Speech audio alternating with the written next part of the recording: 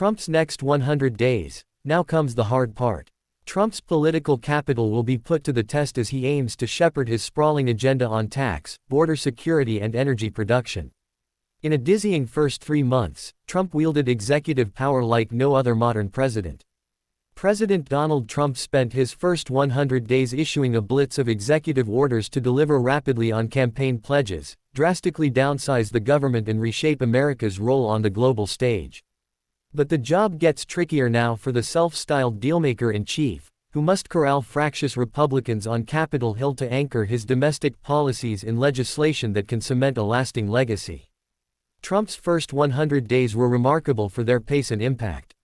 Now comes the hard part, Stephen Dover, chief market strategist and head of the Franklin Templeton Institute, said in a memo to investors.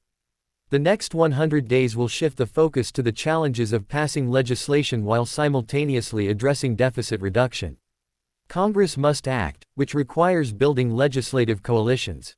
In a dizzying first 3 months, Trump wielded executive power like no other modern president, signing more than 140 orders on immigration, culture war issues and slashing the federal bureaucracy.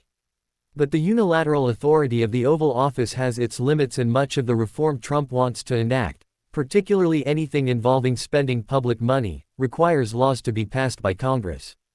Trump's political capital will be put to the test as he aims to shepherd his sprawling agenda on tax, border security and energy production through the House and Senate.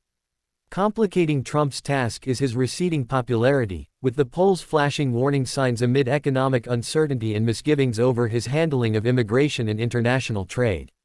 Brinkmanship. Executive orders signed without the involvement of Congress can be undone by any president. They are also vulnerable to legal and constitutional challenges, as Trump has discovered in dozens of rulings that blocked his policies early in his presidency. A more lasting impact, say analysts, will require the kind of political brinkmanship and consensus building that haven't been necessary so far. The author of The Art of the Deal doesn't have a great record of getting contentious legislation through his divided party.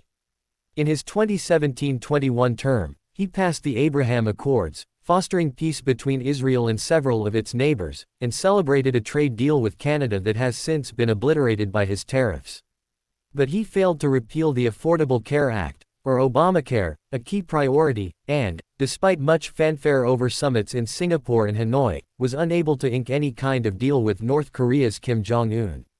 When it comes to uniting around a common cause, his lawmakers in Congress haven't fared much better, getting just 5 bills into law in Trump's first 100 days, the lowest number in generations. Republicans set a deadline of July 4 to pass the president's agenda, led by an extension of his 2017 tax cuts and fulfilling a campaign pledge to eliminate levies on tips, overtime and Social Security payments. A lot trickier. The slim Republican majorities in both chambers will require almost perfect unity. But conservatives won't back the tax cuts, which have an estimated price tag of around $5 trillion over 10 years, without deep reductions in spending. Moderates with tough re-election fights in next year's midterms say they won't support the likely evisceration of the Medicaid health insurance program for low-income families that this would entail. Political consultant and former Senate aide Andrew Konchusky, a key player in negotiations over the 2017 tax cuts, expects Trump's next 100 days to be a lot trickier. When it comes to tax bills, the ultimate adult in the room is math.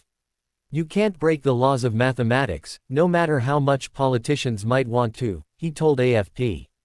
It's going to be extremely tricky for the numbers to add up in a way that satisfies everyone in the Republican caucus. Meanwhile, Trump is up against the clock. The battle for the House majority in 2026 will likely come down to a few swing districts, and the president could easily see his ability to shepherd legislation through Congress curtailed. Trump is relying on an arcane Senate procedure called reconciliation. That means, given certain conditions are satisfied, he won't need Democratic support to pass his priorities, which is just as well. House Minority Leader Hakeem Jeffries has called Trump's agenda unconscionable and un-American, vowing to do everything Democrats can to bury it in the ground, never to rise again.